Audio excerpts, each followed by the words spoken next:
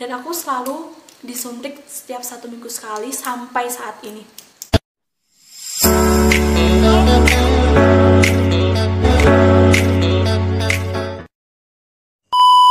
Habis itu oke, jadi aku ngomong kan sama teman-temanku, nah aku lihat HP dong, otomatis aku bisa ngaca muka aku. Terus aku ngomong, ih muka aku kenapa? Aku mau gitu sama temen aku, nggak apa-apa, temen aku menenangkan aku. Nah terus hal yang belum aku sadari sampai saat itu adalah bahwa gigi aku udah patah guys. Jadi gigi aku patah, yang depan patah, gigi aku kenapa gitu. Tapi teman-teman nggak apa-apa gitu kan. Wah di situ aku udah, dan di situ kan waktu udah ya mbak, aku kan nangis histeris gitu ya. Nah udah ada yang ngabarin kan, orang tua aku, ibu aku udah dikabarin, bapak aku semuanya udah dikabarin, dan mereka itu on the way gitu. Nah dari rumah aku sampai ke rumah sakitnya itu sekitar 1,5 jam, karena itu jauh banget.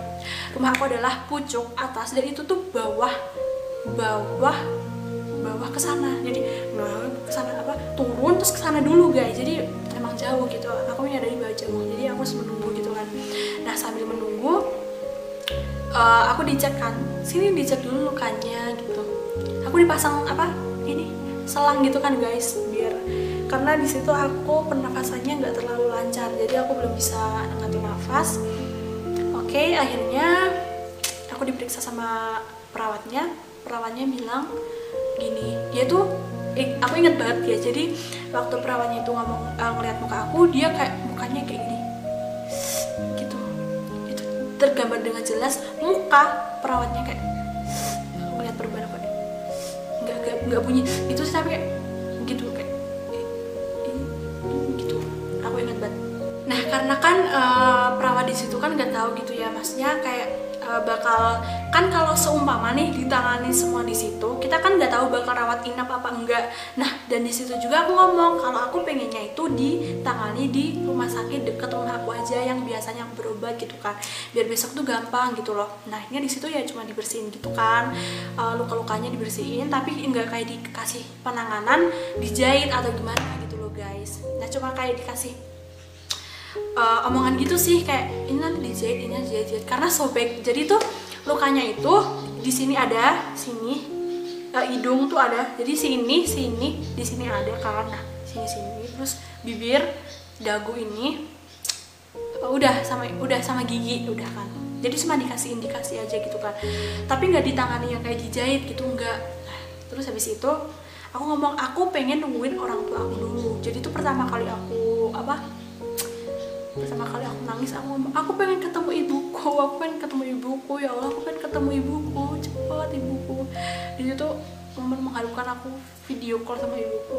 Aku nggak tahu sih apa perasaannya gimana orang tuaku ya kan. Maksudnya gini loh guys, aku kan ngecamp sama temen aku, izinnya kan gitu.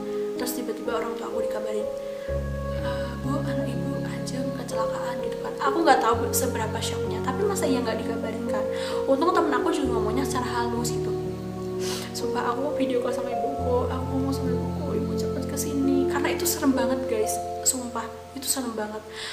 Itu baru pertama kali aku kecelakaannya sampai serem banget. Aku takut kayak aku takut aja gitu kan, kalau gimana gitu. Aku belum sempet ketemu orang tua aku sama ibuku. Aku langsung ibu cepet kesini dong, ngomong gitu sama ibuku. Sumpah aku pengen nangis guys kalau ingat. Nah pokoknya aku ngomong kan, ibuku udah nangis juga. So ya udah dikasih keterangan sama dokternya bahwa di sini nggak bisa ngasih penanganan yang kayak ngejahit atau gimana gitu kan, sebelum keluarganya datang.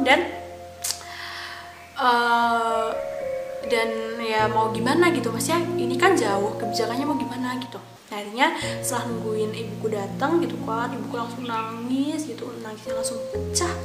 Langsung habis itu bapakku juga langsung, pokoknya semuanya langsung ya itu langsung ditanyain gitu kan, ini gimana, mau gimana pak, bu, mau ngerawatnya gimana gitu. Karena ini cepet harus dapat penanganan, karena di situ aku darah tuh masih keluar terus guys. Jadi itu berapa jam coba dihitung, sampai pusing aku, sampai mual, mau muntah, sumpah mau muntah kan. Itu darah keluar dari hidung, semuanya keluar, darah dari hidung juga keluar. Nah akhirnya orang tua aku ngomong, oh ini mau saya pindah aja ke rumah sakit dekat rumah ya, biasanya udah sana gitu. Oh ya udah gitu kan, kalau mau pindah gitu, maksudnya kalau mau ke sana gitu nggak apa-apa gitu. Oh iya gitu kan. Nah ya udah aku dipindah ke sana dengan membutuhkan waktu yang lumayan lama, dan itu kan aku di mobil tuh pusing banget guys, sumpah pengen muntah rasanya karena kayak kehabisan darah gitu loh, kayak darahnya udah berkurang banyak banget. Nah dan di situ aku lihat helm aku darah. Oke, jadi setelah aku naik mobil itu helm aku darah, terus sepatu aku darah, kerudung aku darah, celana aku darah, sama baju aku darah. Nah dan jadi itu tuh lukanya cuma di muka, jadi seluruh muka aku, semua muka aku segini itu luka semua muka tuh aku tuh luka semua. Dari muka ke bawah itu nggak apa-apa, sumpah itu nggak ada apa-apa, nggak lecet sama sekali. Jadi cuma muka doang, nggak doang sih guys, karena sakit banget. Oke, jadi singkat cerita aku sampai ke rumah sakit yang itu kan, yang dekat rumah aku itu, yang biasanya aku berobat. Nah jadi tuh bibir aku tuh sobek gitu kan guys, karena kena gigi yang patah itu ngenain bibir aku, jadi kan kebentur gitu kan, kejedot gitu langsung main bibir aku, terus akhirnya bibir aku sobek. Jadi sobeknya tuh ke dalam dua sini, ini dua gigi ini langsung sobek gitu sampai ke bawah sini gitu. Nah setelah itu aku dijahit kan. Nah itu pas dijahit itu sakit banget guys. Jadi bayangin aja bibir kalian itu dimasukin jarum peniti aja, biasalah. Coba bayangin bibir kalian itu dimasukin peniti, dicus gitu, sakit banget guys. Itu momen-momen paling sakit banget. Dan aku inget banget itu pas dokternya mau nyuntik bius ke bibir aku, dokternya ngomong agak sakit dikit ya gitu. Tapi itu ternyata sakitnya tuh sakit banget guys. Terus aku ngomong ke dokternya marah-marah, katanya tadi ada sakit dikit tapi kok sakit banget gitu. Terus dokternya ngomong ya udah yang sabar aja biar cepet sembuh gitu katanya. Ya udah akhirnya aku dijahit bibirnya itu 12 jahitan karena sobeknya dalam dan panjang. Jadi dalam dari sini, dari bawah hidung ke bawah sini, jadi dalam dan panjang. Nah udah dijahit, habis itu untungnya di bagian dagu aku ini nggak dijahit karena kata dokternya masih bisa diatasin pakai obat oles asalkan pakainya itu rutin dan ya pokoknya rutin dan telaten aja gitu. Jadi biar untuk menghindari bekas luka yang ini kan yang ya pokoknya agar menghindari jahitan aja gitu kan, biar yang dijahit bibirnya. Nah udah selesai di bibir itu kan dijahit guys bibirku. Jadi dulu itu waktu habis dijahit itu bibirku gede banget, jadi kayak nutupin hidung kan sampai sini guys bibirku gedenya. Kalau aku tidur aku miring gitu, aku pegangin gini guys di bibirnya. Kalau aku miring kesini aku pegang gini, kalau aku miring kesini aku pegang gini karena rasanya mau jatuh gitu guys. Pokoknya kasihan banget. Terus habis itu udah di bagian bibir dijahit, terus habis itu aku langsung di ronsen hidung. Nah di ronsen di dokter THT radiologi, habis itu udah kan di ronsen, udah di foto gitu, terus habis itu nunggu hasilnya. Nah dan ternyata hidung aku tuh retak guys di bagian sini, di bagian habis itu udah kan di ronsen, udah di foto gitu, terus habis itu nunggu hasilnya. Nah dan ternyata hidung aku tuh retak guys di bagian sini, di bagian benturan ini. Nah ini juga masih ada bekasnya di sini itu retak. Nah makanya setelah itu ya udah nanganin hidung, habis itu pokoknya itu sampai sore habis nanganin bibir, hidung, terus ngebersihin luka-luka. Nah pas itu gigi aku belum ditangani, maksudnya kita nggak bisa pasang gigi kalau kondisi bibir itu masih bengkak banget kayak gitu dan masih sakit. Kita nggak bisa maksain dong dibuka gitu, kata dokternya gitu. Makanya jadi kan bibir aku dijahit, terus buka jahitannya itu seminggu lagi. Nah kita baru bisa ngurusin gigi itu seminggu lagi gitu. Oke, jadi udah selesai itu di bagian bibirnya. Oke, jadi dokternya bilang seminggu lagi balik ke sini lagi untuk buka jahitan sama ngurus gigi gitu kan. Oke dok gitu. Terus aku pulang, disitu langsung pulang. Habis itu seminggu singkat cerita seminggu lagi aku datang lagi untuk lepas jahitan. Nah lepas jahitannya tuh sakit juga guys karena nggak dibius. Jadi tuh lepasnya tuh kan aku dijahit dua, dalam sama luar. Nah yang di luar tuh bukan benang tanam, tapi yang di dalam tuh benang tanam. Jadi yang di luar tuh yang diambil gitu. Nah itu sakit guys juga, karena pas ambil jahitan itu enggak dibius, jadi ya udah langsung aja ditarik gitu. Sakit banget kalau ngebayangin. Dan juga nangis aku pas lepas jahitan juga nangis. Nah habis itu setelah itu aku pengen cepet-cepet pasang itu kan gigi yang patah, pengen cepet diganti, pengen cepet dibenerin. Nah karena di situ kan aku udah terburu-buru sama waktu PKL aku yang udah mau ini banget kan, yang udah mau dimulai banget. Nah akhirnya tapi masih nggak bisa guys, karena dokternya nggak bisa maksain bibir aku yang masih bengkak banget, disuruh nunggu lagi seminggu lagi biar bibirnya agak kempes dulu gitu, biar besok tuh bisa kalau disuruh mangap tuh bisa gitu kan. Oke, jadi ternyata bibir aku kempesnya lumayan lama, karena itu bener-bener gede banget guys, gede banget. Bahkan aku inget banget pas aku jatuh itu aku makannya itu pakai bubur, dan itu pakai sedotan kecil, sedotan susu yang kecil-kecil itu aku sedot pakai sini guys, nih coba aku gitu pakai bubur bayi doang. Itu seminggu aku makan kayak gitu guys, dan itu benar-benar menyiksa aku, yang aku harusnya bisa makan bakso, bisa makan nasi, bisa makan soto, apapun aku nggak bisa. Aku cuma bisa makan bubur, karena bibir aku yang nggak bisa mangap itu yang menyebabkan aku akhirnya bisa makannya cuma bubur dan pakai sedotan. Nah kata dokternya kita nungguin sampai bibirnya bener-bener bisa untuk ini ya, untuk di ini. Jadi kemana-mana aku pakai masker, karena nggak mungkin kan gigi aku patah terus aku ini kan nggak mungkin juga. Jadi aku kemana-mana pakai masker. Bahkan di awal-awal PKL itu aku masih pakai masker, karena pas awal-awal PKL tuh bibir aku masih bengkak, terus juga gigi aku belum bisa dibenerin, jadi aku masih pakai masker. Nah akhirnya setelah itu ya memakan beberapa waktu kan. Nah aku datang ke rumah sakit lagi untuk ini ngurus soal gigi kan, mau gimana gitu kan giginya. Nah ternyata gigi aku yang patah itu harus dimatiin dulu syarafnya supaya enggak sakit pas dipasang, dan dalam jangka panjang tuh enggak sakit gitu loh guys. Jadi harus dimatiin dulu syarafnya. Oke, jadi dimatiin dulu syarafnya, dan singkat cerita itu memakan waktu yang lama, sekitar sampai bulan Desember tuh aku masih kontrol terus ke rumah sakit 1 minggu sekali. Aku izin, aku ingat banget, jadi setiap hari Jumat atau Selasa aku selalu izin PKL untuk ini ngurus gigi aku, dari matiin syaraf sampai nambal sampai selesai gitu kan bulan Desember. Nah ini kan udah bulan Juni, sekarang udah bulan Juni kan. Nah Januari aku udah selesai tuh di bagian gigi Januari. Tapi ternyata muncul sebuah konflik lagi.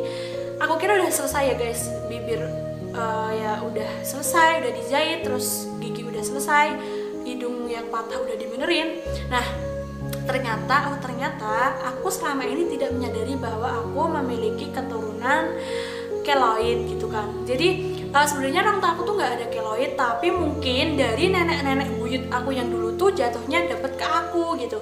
Jadi aku punya riwayat sakit keloid gitu kan. Kalau kalian nggak tahu, keloid tuh kayak daging tumbuh gitu kan, yang biasanya itu dia ada di bekas luka gitu yang lumayan dalam gitu, yang lumayan serius. Oke. Nah karena aku selama ini tidak menyadari bahwa aku tuh ada riwayat keloid, akhirnya aku santai-santai dong. Maksudnya kayak ketika dokternya nanya ada riwayat keloid nggak atau ada riwayat ini nggak, aku mau ngejawab aja enggak. Jadi dikasih obat yang harusnya emang nggak untuk keloid gitu, dikasih obat olesia yang emang nggak khusus untuk keloid.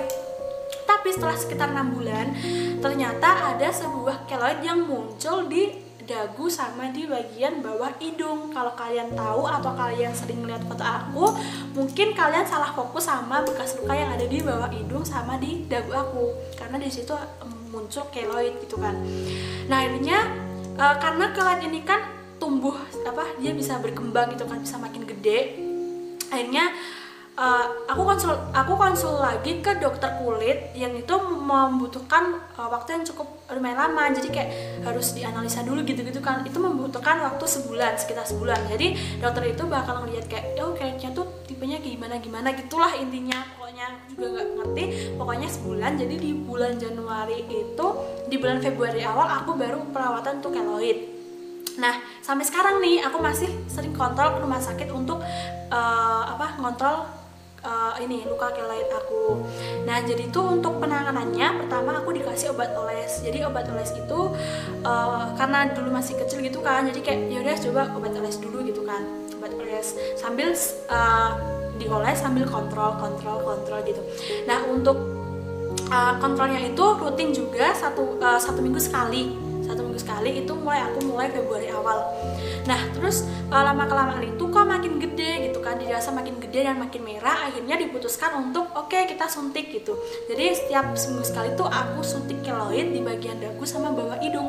Dan kalau kalian tahu itu sakit banget guys, bayangin itu disuntik tiap seminggu sekali. Dan aku tuh bukan tipikal orang yang terlalu berani sama jarum suntik, dan aku selalu disuntik setiap 1 minggu sekali sampai saat ini. Nah, dan singkat cerita, waktu pertama kali aku suntik keloid itu kan sama Pak Dokter ya, aku nanya, ini sakit gak ya? Terus dokternya ngomong, enggak, cuma bentar. Itu padahal guys sakit banget sumpah. Jadi kalau kalian tahu atau kalian yang punya keloid itu kalau dipegang aja itu celut sakit banget guys. Kalau kalian tahu itu sakit banget. Keloid itu dipegang tuh sakit banget pokoknya intinya. Apalagi itu dimasukin jarum suntik, dan setiap seminggu sekali sampai bulan Juni. Di Februari, Maret, April, Mei, Juni sampai Juni aku masih rutin terus untuk suntik keloid setiap 1 minggu sekali.